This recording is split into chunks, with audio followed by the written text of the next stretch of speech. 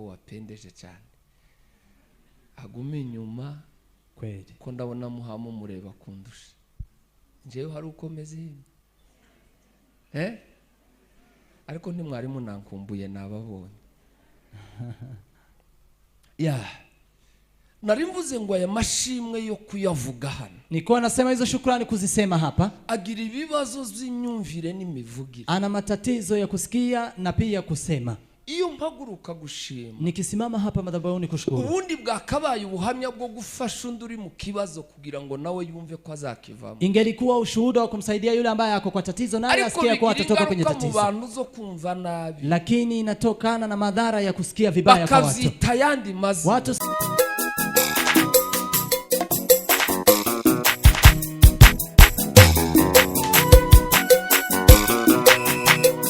Amen. Tugiye kuganira ya magambo tunataka kuzungumza maneno haya yo gushima Imana ya kumshukuru Mungu. Hari umuririmbyi waririmbye Kuna mwimbaji aliyeimba aravuga ngo shima Imana mutima wanjye akasema mshukuru Bwana moyo wangu. Nta wabura impamvu yo gushima Imana. Hakuna yule ambaye anaweza kukosa sababu za kumshukuru Mungu. Utekereje ukifikiria uhereye mu gitondo ukianzia asubuhi ya leo uvuge ngo amen. Semeni amen. Amen. Amen. Utekereje guhera mu gitondo ukifikiria tangu asubuhi ugatekereza makuru umaze kumva na kufikiria habari ambazo umeshazisikia hovamwe impamvu zotuma ushima kunaweza kukatokana sababu zinazokufanya umshukuru Mungu.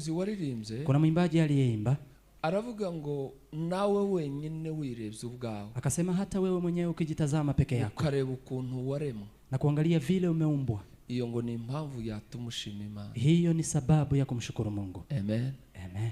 Uremye mu buryo butandukanye n'ubwo ibindi biremo. Wewe ni kiumbe ambacho kimeumbwa tofauti na viumbe vingine. Iyo ni impamvu yo gushima. Hiyo inaweza ikawa sababu ya kushukuru. Gutera intambwe ukava mu rugo ukagera hano. Kupiga hatua kutoka nyumbani mpaka hapa. Hari abashobora kuba babigerageje ntibikunde. Kuna wale either wamejaribu lakini haikuweza. Ariko rero kuba wewe waje. Lakini kuwa wewe umeweza kufika. Hiyo pia ni sababu ya kumshukuru Mungu. Mugabo umwe yaratekereje. Mzee mmoja amefikiria. Avuga ya magambo. Akasema maneno haya. Tuvuge ngo amen. Amen. Aravuga ngo nuzahura n'umuntu akagutuka. Akasema ukipatana na mtu na aweze kukutusi nguzashima Imana ushukuru Mungu ngo buriya bayabuza amaboko ariko yarashaka kugukubita hivyo amekosa namna amekosa nguvu lakini angelikuchapa ngo kandi nagukubita nabwo na hata akikuchapa nguzashime ko tagukomerekeje na ushukuru kwa maana hajaweza kukuachia vidonda ngo nagukomeretsa na akikuachia vidonda nguzashime ko utapfuye shukuru Mungu kwa maana hajakuua kugukubita kagukomeretsa kwa maana kukupiga tu na kuachia vidonda yarashaka kukwica alikuwa na lengo la kukuua ngo nanone nupfa nabwo na hata ukifa amen amen nao waracara amashimwe na hapo pia kuna shukrani zaidi uzashime kutazongera gupfa ushukuru ya kuwa hutawahi kuongeza kufa tena ibindi bibazo byoza nyuma mengine ambayo yanaweza kuja nyuma ndi wopatana nabyo nyuma ya kifo wewe huwezi kupatana nayo urangije tayari safari yako umemaliza bagukijije ibindi bibazo biri kwa maana huyo mtu amekuponya haya matatizo yote yaliyoko huku urumva ko atababaye ungenzi kwa hivyo mtu huyu pia ni wa maana kuba amashimwe rero shukran amashimwe yose shukrani zote aba mu bice bitatu anakaa kwa sehemu tatu ndihuta cyane taenda kwa haraka cyangwa ntindi ama nikae mu gitondo tuzoza twihuta ni mugoroba twihute asubuhi tutakuwa tunaenda haraka ariko mugoroba ntuzubera kwihuta lakini jioni ndio amasaha asigara make na kuwa rahisi kwenda haraka kwa maana amashimwe yose shukrani zote aba mu bice bitatu anakaa kwa sehemu tatu ishimwe rya mbere tugomba gushima Imana shukrani la kwanza la kumshukuru Mungu tugomba gushima Imana kuko ari Imana tunafaa kumshukuru Mungu kwa maana yeye ni Mungu amen amen tugomba gushima Imana kubera ko ari umuremyi tunafaa kumshukuru Mungu kwa maana yeye ni muumbaji tugashima Imana kubera ko ari Imana tumshukuru Mungu kwa maana yeye ni Mungu amahuzu yabonetse ukiwa umepata nguo za kuvaa amazu twayishuye nyumba tukiwa tumelipa cyangwa tutayishuye ama hatujalipa ikaba impamvu hiyo hiwe sababu iyo tuzindura ambayo inaweza kutuleta mapema sana iyo turaza twiteguye ambayo inaweza kutufanya tulale tukiwa tayari ngo tuzinduke gushima Imana ili tuamuke kuja kumshukuru Mungu ukarambirwa nuko baza mu materaniro na hata unachoka waweze kufika ukarambirwa nuko ingoma ivuga unachoka waweze kuweza kuja ikaba ibadani. impamvu ikuzana mu materaniro. Hiyo iwe sababu ya kukuleta kwa ibada. Haleluya. Amen.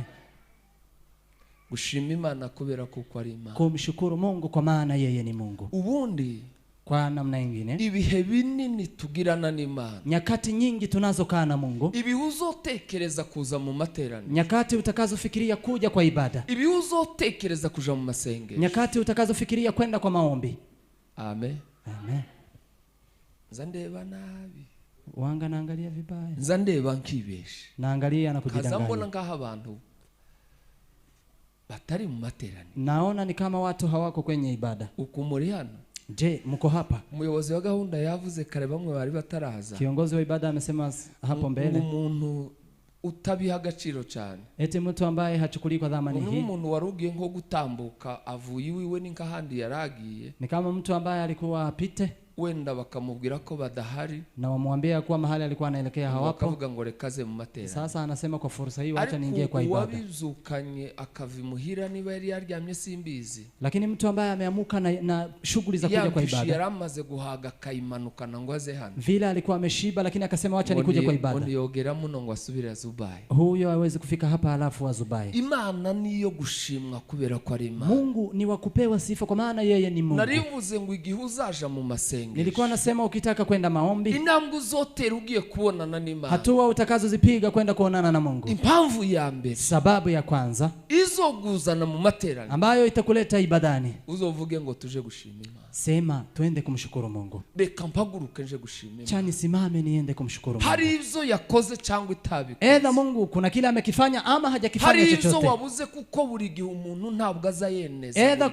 kuna vitu umekosa hujaeneza vyote ari vile, kuvuge ngo reka nje gushima, lakini unasema kwa haya yote wacha niende kumshukuru Mungu. Bikumanure bikujane ku musozi, Iweze kukutoa nyumbani uende wicara mlimani, uri wenyine ushima, ukae ukiwa peke yako na kumshukuru uvuge Mungu. ngo Mana Useme Mungu, shimwe kukurima, usifiwe kwa kuwa wewe ni Mungu. Imana itazihinduka, Mungu ambaye habadiliki. ozibona sizi igitero kimwe Azbodini ameacha kiza hapo nyuma, kivuga ngo bamwe biringira abantu bakabahemuka, ambayo inasema watu wamoja wanatumainia ndetse watu na ngo wanaweza bahanga amaso kuwasaliti bakabakoza isoni, na wakaiangalia kwa macho ariko aravuga ngo wowe wanawaibisha. ntuzuhemuka. Lakini akasema Mungu yeye haibishi.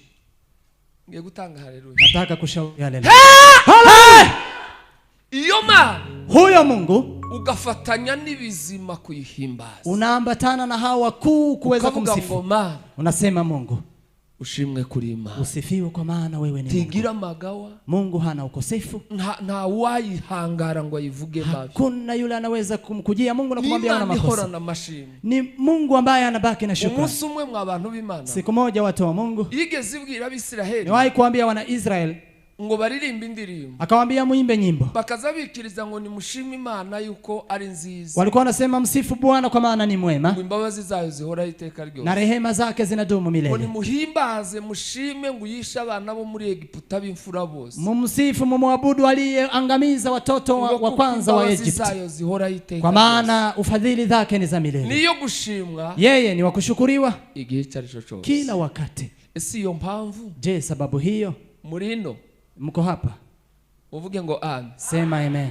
Iyo mpamvu Hiyo sababu izi kuzutsa ambayo inakuamsha, ikirato cashize, kiato ikiwa imekuishia, ikoti ryacitse, edha sweta imeisha, uvuge ngo Mana useme Mungu ndagushimye kuri Imana. na kushukuru kwa maana wewe ni Mungu. Nuburi biryo Ukikosa chakula ushime ko shukuru ya kuwa wari ubikeneye, ulikuwa unahitaji chakula. ushime ko wari ufite appetite, Ushukuru ya kuwa ulikuwa na appetite lakini umekosa chakula, bizoza na chakula itaweza kufika, Imana kwa maana Mungu yaturemeye amashimwe. Mungu ametumba kwa ajili ya shukrani. Nta kindi Imana idukeneye, Mungu hahitaji kingine kwetu, icyo Imana ikeneye ku kile bantu. ambacho Mungu anahitaji kwa watu. Amen. Muri ivyo yarazo ngo sinabona amagambo ahagije, Mwimbaji amesema siwezi kuona maneno ya kutosha, lakini akasema ninakupa nyimbo hii Bwana, ushima Imana ya kuweza kumshukuru Mungu. ukazamura ibiganza, Unanyosha mikono, ugapfukama, unapiga magoti ukaramya Imana na kumusujudu Mungu, kubera kuko ariyo guhimba, kwa maana Mungu ni wa kuabudiwa. umunsi umwe abafarisayo Siku moja Wafarisayo bigeze bavugana na Yesu, wamewahi kuzungumza na Yesu, arababwira ngo nubwo mwoceceka, akawaambia hata mkinyamanza, uvuge ngo amen. amen, Ibiti n'amabuye, miti pia mawe biritugatuga kugira ngo bihimbaze, inaweza kusimama na kumwabudu Mungu. ntuzavuge ngo nimba uri Imana, Usiseme ete kama wewe ni Mungu. Nuje gusenga ntukavuge ngo nimba uri Imana. Ukienda kuomba usiambie Mungu kama wewe ni Mungu. Kugira ngo menye kuri Imana ngirira gutya. Ama useme ndiposa nijue ya kuwa wewe ni Mungu, fanya hivi. Imana bimeze uko bimeze. Mungu ni Mungu hata ikiwa vile ilivyo. Na wakati huo wote ibereye gushima. Mungu anastahili shukrani. Dutekanye. Tukiwa kwenye usalama. Tukiwa bila usalama. Aho wicaye. Kila pahali umekaa ugahimbaza Imana. Unamsifu Mungu. Iyo ni impamvu ya mbere. Hiyo ni sababu ya kwanza. Kuihimbaza. Kumsifu. Kuyishima. Kumshukuru. Kubera kuko ari Imana. Kwa maana Mungu ni Mungu. Siyo mpamvu. Je, sababu hiyo irafatika? Je, hiyo sababu ni ya ukweli? Urebye impamvu ya kabiri. Sababu ya pili yo gushima Imana. Ya kumshukuru Mungu. Na agakiza. Ni wokovu. Agakiza twahawe. Wokovu tuliyopewa kwa neema. Agakiza twahawe ku. Wokovu tuliyopewa kwa neema. Niba muza musoma amateka. Kama mnasomanga historia. Niba muza musoma mu isezerano rya kera. Kama mnasoma kwenye agano jipya. Niba muza musoma amateka yo kuja imbere y'Imana. Kama mnasoma historia za habari za kwenda mbele za Mungu. Kugira ngo uhabwe uburenganzira bwo kwegera Imana. Ndiposa upewe kibali ya kumkaribia Mungu. Kugira ngo uhabwe ijambo ryo kuvugana naye. Ndiposa upewe kibali na neno la kuzungumza na Mungu. Iyo ni impamvu yo kuza gushima Imana. Hiyo ni sababu ya kuja kumshukuru Mungu. Agakiza twahawe. Wokovu tuliyopewa kwa neema. Biblia izivuga. Biblia inasema.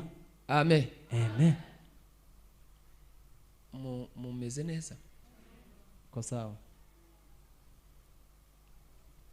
Izivuga ngo niba ishami nyaryo. Nasema kama tawi lenyewe.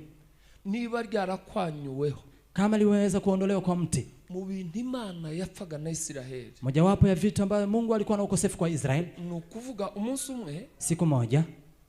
Mose ngo yagiye ku musozi. Musa ameenda mlimani. Asa n'utinzeho gato. Akakaa huko kidogo. Iminsi 40 n'amajoro 40. Siku 40 usiku 40. Bama bakumika abagore n'abagabo. Wakaweza kukusanya wake na waume na pia vijana wavulana na wasichana. Aaron ngo nimuzana mahereni. Aaron akawaambia leteni nuko. Ariko isuko nyine. Earrings. Yego. Nimuzane ibyo byose mukwature mukureho ni mumara. Mlete earrings zote muweze kuzileta. Ngo bacurira ikimasi. Alafu akaweza kuwatengenezea dume. Abagabo n'abagore. Wake pia na waume. N'abahungu n'abakobwa. Vijana wavulana na wasichana. Babonye inyanja icikamo. Wameweza kuona bahari ikikatika. Baravuga ngo iyi ni Imana ya Israeli. Wakasema huyu ni Mungu wa Israeli aliyegawanya bahari hii. Bararamya. Wakasifu. Batera amajwi hejuru. Wakaweza kunyosha sauti zao. Ikimasa ngo cayagishijwe muri iyo miringa. Hiyo dume ambayo imeweza kutengenezwa na hizo earrings. Baravuga ngo Imana yadukuye muri Egiputa. Wakaweza kuimba na kusema huu ndiye Mungu aliyetutoa katika Misri. Wakapiga nduru. Mose ngo amanutse. Musa alipoteremka kwa mlima alikuwa na Yoshua. Aramubwira ngo kundumva amajwi yo kurara. Akamwambia anazisikia sauti za kuabudu. Sinzi cyabaye mu ngano. Sijui ni nini iliyofanyika huko kwa ukumbi. Kuna kitu kilichofanyika huko chini. Ngo atunguke. Alipofika asanga ko bararamya. Akapata wanasujudu. None ni nk'igisirimba. Ni kama kisirimba. Batera hejuru. Wakipiga juu. Bakavuga ngo mutekereze na. Fikiria nanyi. Ngo Imana yadukuye muri Egiputa. Ndiye huyu Mungu aliyetutoa katika Misri.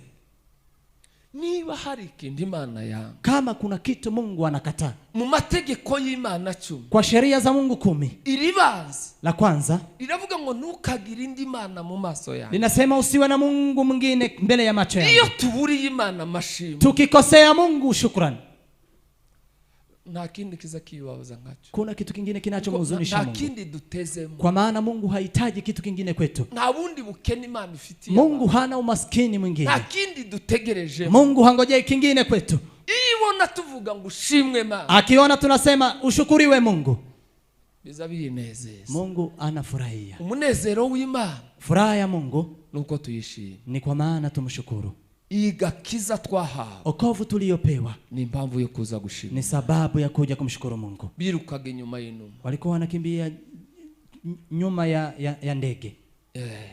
Kugira ngo baze gutaha. Ndiposa waweze kuja kutoa dhabihu. Mwenda warahera watabutsemo. Hiyo pazia ilikuwa patakatifu ikaweza kukatika. Tubasha kuinjira hera. Na tukaweza kuingia patakatifu.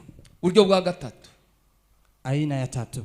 Cyangwa se amashimwe ya gatatu. ama shukrani za tatu. Aya mbere tuvuze ko tugomba gushima Imana kuko ari Imana. Kwanza tumesema tumshukuru Mungu kwa maana ni Mungu. Ico cyonyine. Hiyo pekee. Icya kabiri. Pili, tugashima Imana kugakiza yaduhaye. tunashukuru Mungu kwa wokovu aliyetupa. Katocibwa Ambayo haiwezi kununuliwa. Amafaranga kugurwa. Hawezi kununua na pesa. Amen. Amen.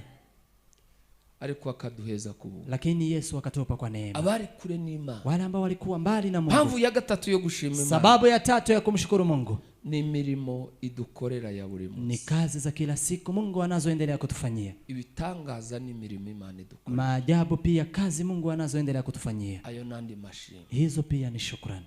Kuza gushima kuzimana yadukorera. Kuja kushukuru kwa yale Mungu aliyokutendea. Twararwaye turakira. Tumeweza kuwa wagonjwa lakini tukapona. Twari mu nzira mu rugendo Imana iraturinda. Tulikuwa kwenye safari Mungu akatulinda. Twahuye n'ibibazo Imana iraturinda. Tumekumbwa na matatizo Mungu akatulinda. Umva mbabwire torero ry'Imana. Sikiliza niwaambie kanisa la Bwana. Aya mashimwe ya kabiri. Hizi shukrani za pili, ya gatatu, za tatu na ya mbere. Na ya kwanza. Aya mbere na ya gatatu. Ya kwanza na ya tatu. Uretse ayo hagati. Acha hii ya katikati. Aya yandi. Hizo zingine tuyasangiye n'abisi. Tunachangia na watu wa dunia. Kuko nabo hari igihe batekereza. Kwa maana wao pia kuna wakati wanafikiria. Bakavuga ngo ibi bintu ni Imana ibikoze. Wanasema haya ni Mungu aliyefanya. Amen. Amen. Ari umugabo wankuyemo ariko simuzi. Kuna mume ambaye amenishangaza lakini simjui. Baramumbwiye numva arantangaje. Wameniambia historia zake nikaweza kushangaa. Igituma narinzi vuze n'abantu narimbonye bahabagana. Kwa nini kwa nasema ni watu ambao wanaendelea kunena hapa. Uwo mugabo ngo yaravuze. Huyo mzee amesema. Mugiye kumutegera. Taka kumsikiza. Ngo yari mu materaniro. Eti akiwa kwenye ushirika. Ngo bababwiriza. Wakihubiri. Ngo azatinya no kumira amacando. Anaogopa hata kumeza mate. Ngo azabona ko yo musakuriza ngo akagirira itambuka. Anaona akimeza mate anaweza kupigiwa na kelele na mate yake alafu neno lipite. Haruzi umenye yamiza amacando. Kuna yule ambaye anajua wakati amemeza mate. Kabo wagwaye ibigogo. Edha ambaye ana shida. Iwe ngo azategera. Yeye anasikiliza neno. Ngo akaba yotinya no kumira amacandwe ngo adahuga gato akagira. Na hata anaogopa kumeza mate ndipo sasa siweze kuzubaa kwenye ushirika. Naramwemeye uwo musaza. Huyo mzee nimeweza kumkubali kabisa. Ariko iyo tuganira hano. Lakini tukizungumza hapa bibari ibindi. Watu wengine wako kwa mambo ni kakagatorero. Narimvuze ngo amashimwe yuko Imana ari Imana. Kwa nasema shukrani za kuwa Mungu ni Mungu. N'abapagani hari bizo bageramo. Na hata wale ambao hawajaokoka kuna mambo wakifikia. Ibi ni Imana ibikoze. Wanasema haya ni Mungu aliyefanya. Bakaza gushima. Wanakuja kushukuru. Amashimwe yihariye kubakije. Shukrani za kibinafsi kwa wale waliookoka. No gushima kugakiza Imana yaduha. Ni kushukuru kwa ukovu Mungu aliyotupa. Para Mungu twabanye ugisenyi. Kuna kijana ambaye tumekaa naye huko Rwanda. Twiga. Tulikuwa kwa masomo. Akaza tugira ngo nuzozubona uwirirwanya ubukristo aho twirirwaga.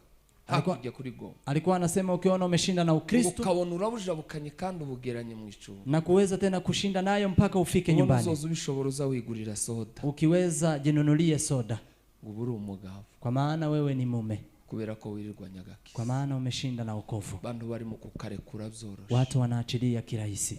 Kubera ngo ibishimo. Eti kwa maana ya maharage. Uzi Esau ko yarekuye umugabane we kubishimo. Si mnajua Esau ameweza kuachilia urithi wake kwa maana ya maharagwe. Ubusa buri mu gutuma abantu bari bure inawafanya watu waweze kuachilia ya maana. Mukinisha gakiza twaha. Msiweze kuchezesha wokovu tuliopewa. Misumari Yesu yakubise. Misumari Yesu aliyodungwa. Inkoni yakubise. Fimbo alizochapwa. Kugira ngo tubeho. Ndiposa tuweze kuishi. Iyo ni impamvu yo kuza gushima. Hiyo ni sababu ya kuja kushukuru. Uburyo bwo gushima rero. Namna sasa ya kushukuru. Vuga uburyo butatu bwo gushima. Niseme aina tatu za kushukuru. Izo narimvuze narimvuze uburyo bwo gushima ni amashimwe akubiye mu bice bitatu. Hiyo ilikuwa ni sehemu tatu za kuweza kushukuru. Tuyasohora gute? Tunaweza sasa kutoa shukrani kivipi? Ubundi shimwe ni kintu kitagaragara kiba mu mutima. Shukrani ni kitu ambacho hakionekani kinakaa moyoni pa mtu.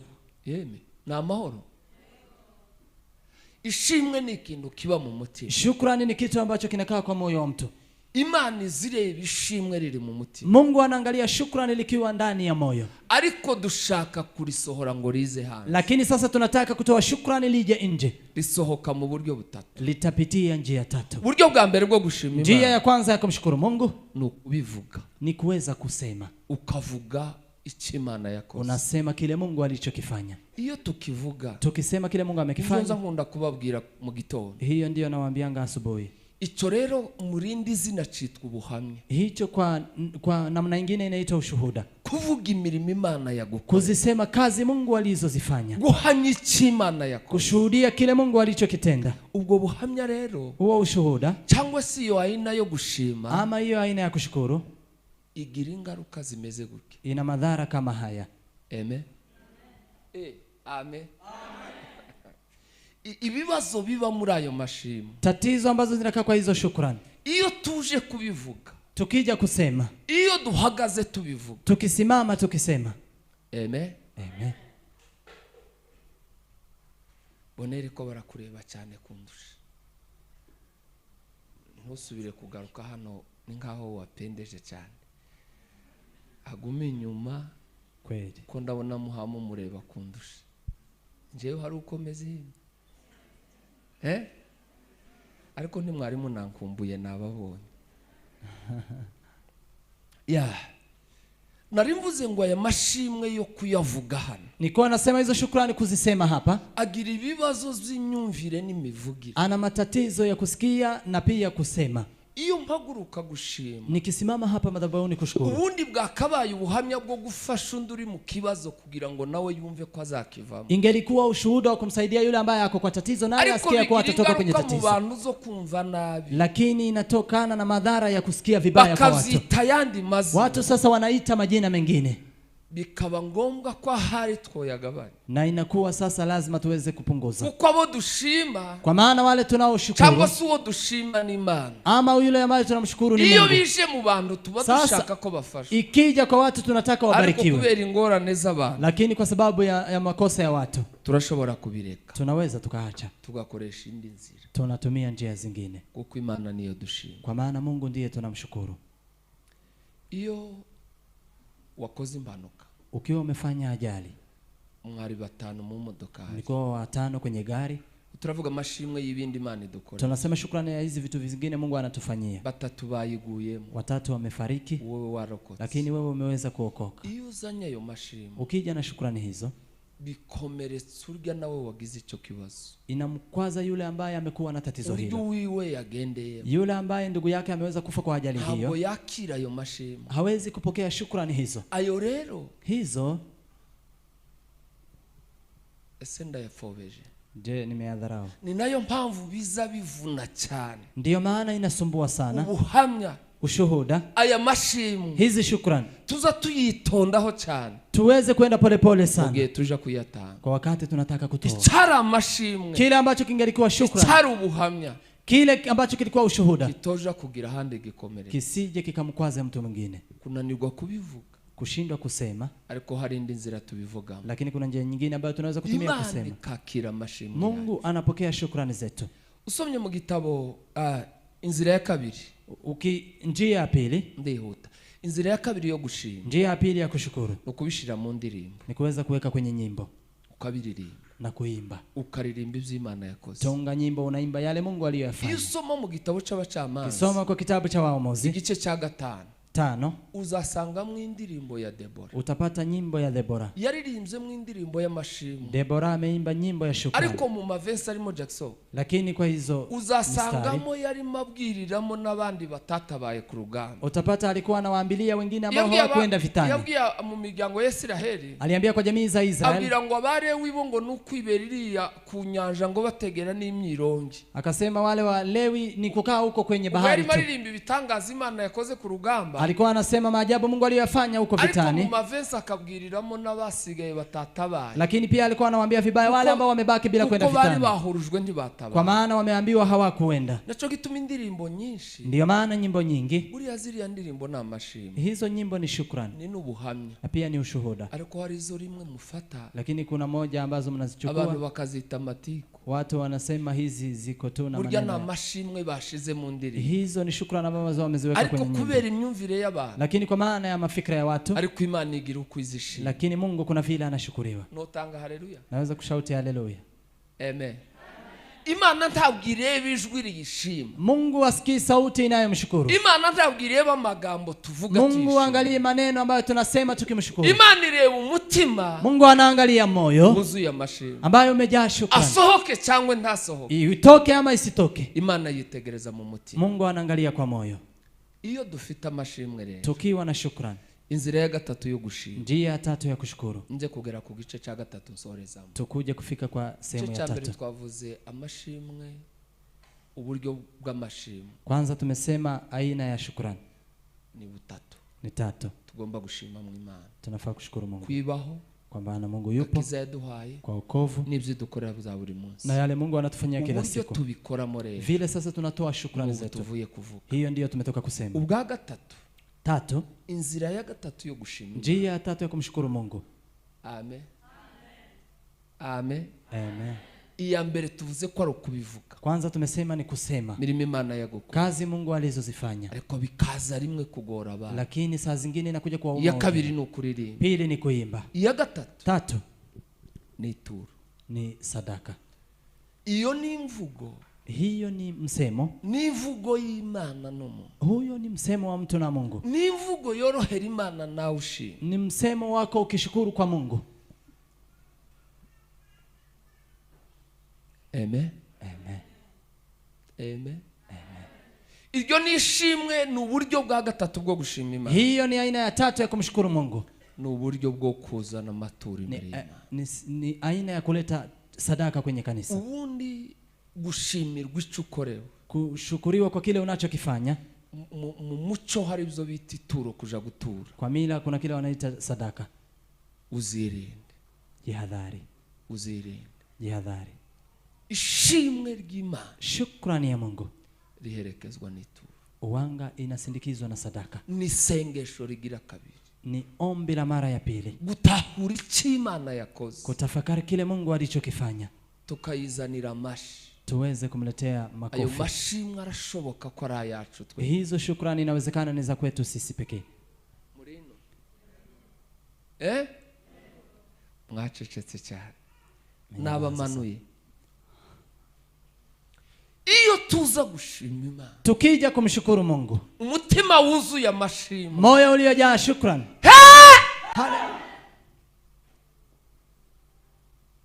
Igitabo cya Samueli wa kabiri. Kitabu cha Samueli wa pili. Cya gatandatu 18. 6:18. Mugaragu w'Imana Daudi. Tumishi wa Mungu Daudi. Ngwazana ibitambo byishimwe yuko barama. Akaleta dhabihu ya shukrani kwa maana wao wako salama. Azana ibitambo byishimwe kuko Imana ibataye. Akaleta sadaka za shukrani kwa maana wako salama. Iryo shimwe, hiyo shukrani, byumvikana n'urivuze n'Imana. Ikaweza kusikika ukinena na kandi Mungu. kubw'impamvu z'abaturanyi, kwa sababu ya majirani, kubw'impamvu zabo tubana, kwa sababu ya majirani ambao tunakaa nao, impamvu zo kwirinda icyakomereza, kwa sababu ya kujadhari kile ambacho kinaweza kuwakwaza wengine. Nimwige kuzanira Imana amashimwe. Jifunzeni kumletea Mungu shukrani. Mwige gushima Imana mu ituro. Jifunzeni kumshukuru Mungu kwenye sadaka. Ni mvugo yoroshe. Hiyo ni msemo ya rahisi. Ni mvugo inoze. Hiyo ni msemo ambayo inasikika. Ni mvugo ikundwa. Ni msemo ambayo inapendwa. Ni mvugo itagira amagao. Msemo ambayo haina matatizo. Ukerekera, unaenda. Ubundi hari umunyabwenge wavuze. Kuna mwenye hekima aliyesema. Sigaje gice cyane masozi. Nimebaki tu na sehemu ya mwisho. Ico gice ndaza kukibabwira nako uko citwa. Hiyo nitakuja kuambia. Amen. Amen. Usa nitegereje nsanga afite abanyeshuri baki. Lakini nimeangalia nikaona nina wanafunzi wa kwihuta ngasubira nkagaruka. Ndio maana nikienda haraka ninarudi. Uwo muntu yaravuze. Tu huyo amesema. Amen. Amen. Amen. Amen. Mwongera amajwi. Amen. Ongeza sauti. Amen. Hallelujah. Amen. Umutima w'umuntu, moyo wa mtu, ungana n'icari ibanga riri ku mutima ryo gishimwe. Siri ambayo iko moyoni ya shukrani riremerezwa n'ico ukoze utanze ituro. Inadhihirishwa na kile ambacho umekifanya ukitoa sadaka. Uzito wa kile ambacho umepewa. Narivuze ngo iyo ni inzira yoroha kubera imibanire yawe. Nimesema hiyo ni njia ya rahisi kwa maana ya majirani. Kugira ngo dukomeze dushorerane neza. Ndiposa tuendelee kuambatana kwa safari. Kugira ngo dukomeze tubane neza. Tuendelee kuwa pamoja kwa safari. Mashimwe yacu agira akamaro. Shukrani zetu ziwe na manufaa. Adafita handa ashobora bila kuwa na vikwazo. Kuko simbishidikanya. kwa maana siwezi kujuta, umwuka w'Imana ndabyemera, na pia roho wa Mungu anakubali. amashimwe menshi tuvugira hapa. Shukrani nyingi ambazo tunazisema hapa mbele. Hari igihe havaho hari abakomeretse, Kuna wakati kuna wengine ambao wanakwazika, kandi igihe cyose ugize icubangamira hundi, na wakati wote ukiwa na kitu ambacho umemkwaza mwingine, si byiza muri uru rugendo. si vizuri kwenye safari hii. Tugerageze kwiga Tujaribu uburyo bwo kujifunza gushima Imana. namna ya kushukuru Mungu. Amagambo rero yo kwitonderwa, Maneno ya kuweza kujihadhari atatu. 3. Irya mbere Kwanza ni iri somo rimeze gutya, ni hili somo liko hivi. riri muri Yohana igice c'9 umurongo wa 3. Yohana 9 mstari wa 3. Iryo jambo rero rivuga gute? Hilo neno linasema nini? Riravuga ngo ibyo ducamo, Linasema yale tunayoyapitia, ibyo ducamo bitugoye, yale ambayo tunayapitia na yanatusumbua, inzira tuhaducamo, njia ambazo tunazipitia. hasigaye abiri gutyo nsoze ngome. Ibyo ducamo uyu munsi, Yale ambayo tunapitia siku ya leo, ibibazo duhanganye navyo, matatizo tunayopigana nayo, nibyo kugira ngo bizaturemera amashimwe, ni ili yaweze kutupa shukrani kesho.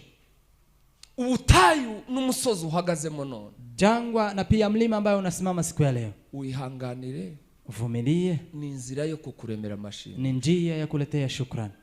Uyu mwana ngo yavutse ahumye, Huu mtoto alikuwa Yesu kipofu. baramubaza ngo ese niki cyabaye? Yesu akamuuliza ni nini iliyofanyika?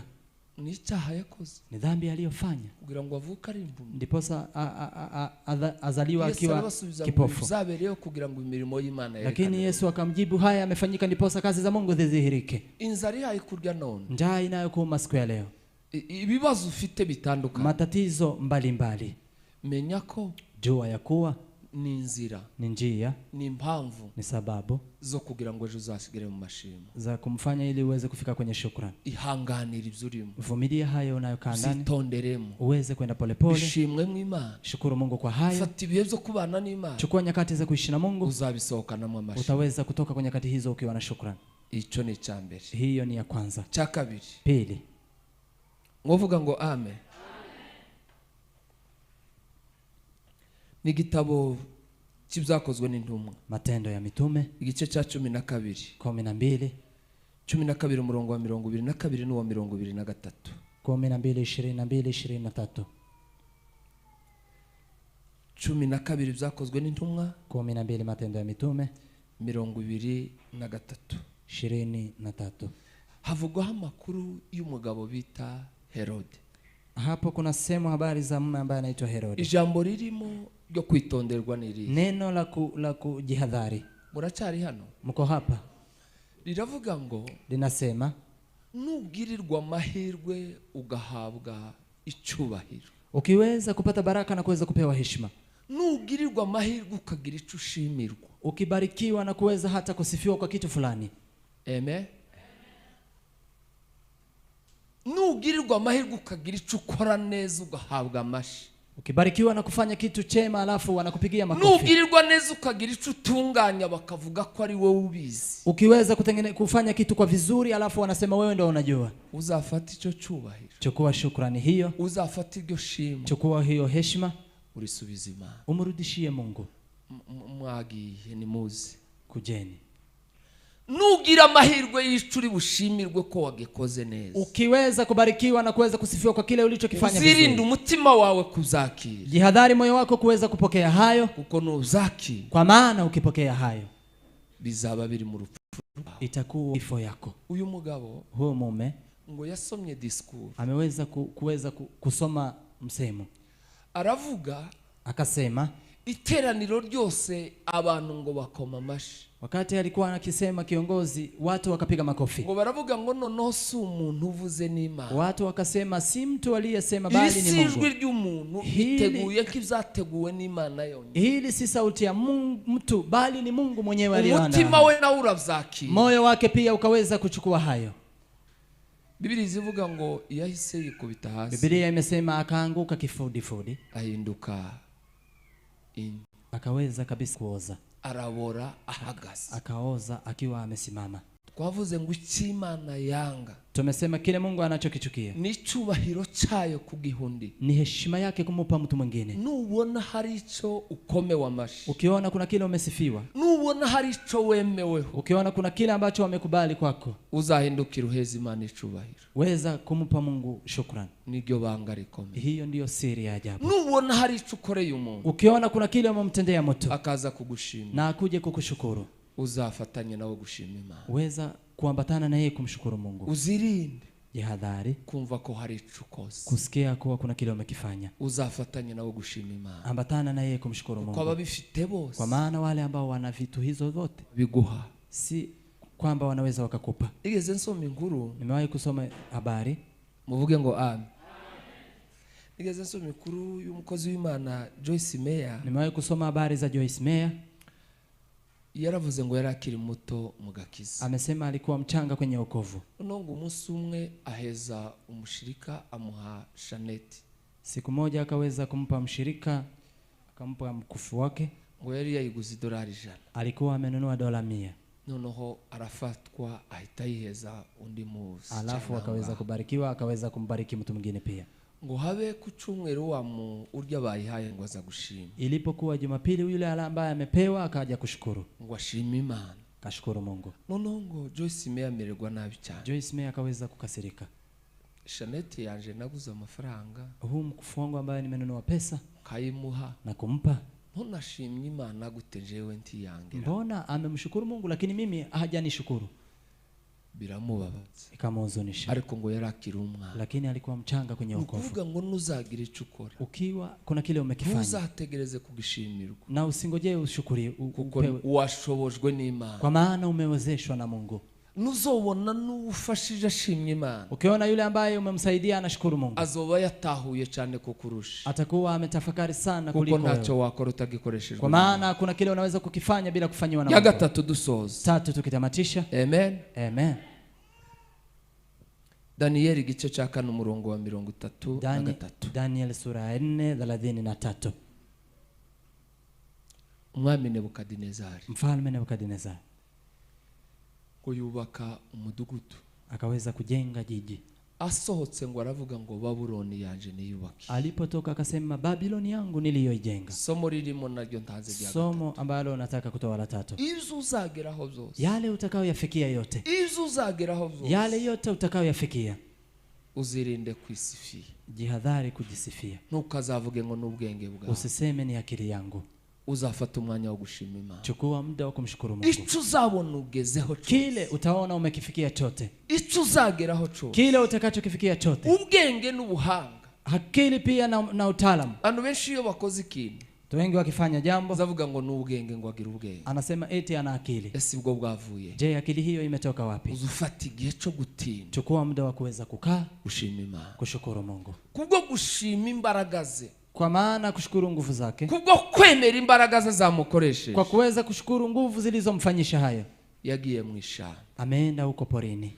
ni iki Imana yamujijije gusa. Hicho ndicho Mungu amemwona. Yaravuze ngo Babuloni yanje niyubaki. Sema Babiloni yangu niliyojijengea. Ibyo uzageraho byose, Utakayoyafikia yote, uzirinde kwikubita ku mutima, jihadhari kuweza kujipiga kwenye kifua. uzavuge ngo mu ijuru hari Imana. Sema mbinguni kuna Biblia Mungu. iravuga Biblia inasema yaragiye mu ishamba, ameenda huko amarayo porini ibihe 7, akamaliza wakati 7. uriya murongo tuvuze, Huo mstari tuliyosema, wavuze ngo agarura kenge, akaweza kurudisha fahamu, agarura ubwenge, akarudisha ufahamu, ashima Imana. akashukuru Mungu. Ubwenge Imana dukeneye, Akili Mungu anayohitaji kwetu, inyota Imana, icyo Imana ishaka kutubona, kile ambacho Mungu anataka kuona kwetu ni ukubona izo ugezeho byose, ni kuona yale unayoyafikia ni yote, ukubona intambwe uteye ni yose, kuona hatua uliyoipiga yote, uvuga ngo ibi ni Imana ibikoze. useme haya ni Mungu aliyefanya.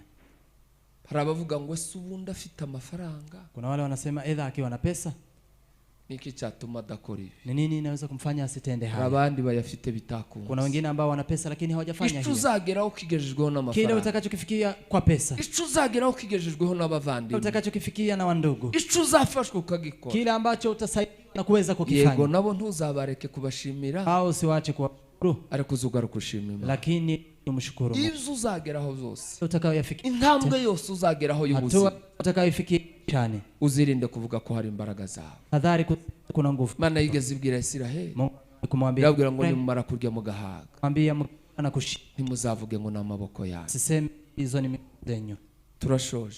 Tunatamatisha. Imana ikeneye amashimwe. Mungu anahitaji shukrani. Ubuzima bwacu Maisha yetu bwose ubwo gushima Imana. yawe ya kushukuru Mungu. Hari impamvu nyinshi. Kuna sababu nyingi. Niba hari ikintu Satani izi, Kama kuna kitu ambacho ibilisi anajua, ni ukutwereka ko nta mpamvu zotuma ni kutuonyesha kwa kuna sababu za kumshukuru ariko Mungu. biriya bitotumushima. Lakini haya ambayo anaweza kufanya usishukuru. Ibanga rimwe nkwereka kugira ngo uzahore mu mashimwe. Siri ni kuonyesha ili uweze kukaa kwenye shukrani. Ni ukureba inyuma kurusha kureba Ni imbere. kuangalia nyuma kuliko kuangalia Iyo mbele. ureba bagusize, Ukiangalia wale ambao wamekuacha, iyo ureba ibyo abandi bageze ukiangalia utaragera, wengine wamefikia, wewe hujafikia, bigutera kutabona amashimwe. inakufanya usiweze kupata Ariko shukrani. usubiye inyuma ukareba bo Lakini wasize, kurudi nyuma ukiona wale uliowaacha, bizakurema umutima wo gushima. itakufanya pia uweze kumshukuru Ibanga Mungu. nubafasha kuzamuka, Siri ukiwasaidia nawe kupanda, bari imbere bazagusingira. nawe pia walioko mbele wataweza Imana ibahe kusaidia. umugisha. Mungu awabariki. Amen. Amen.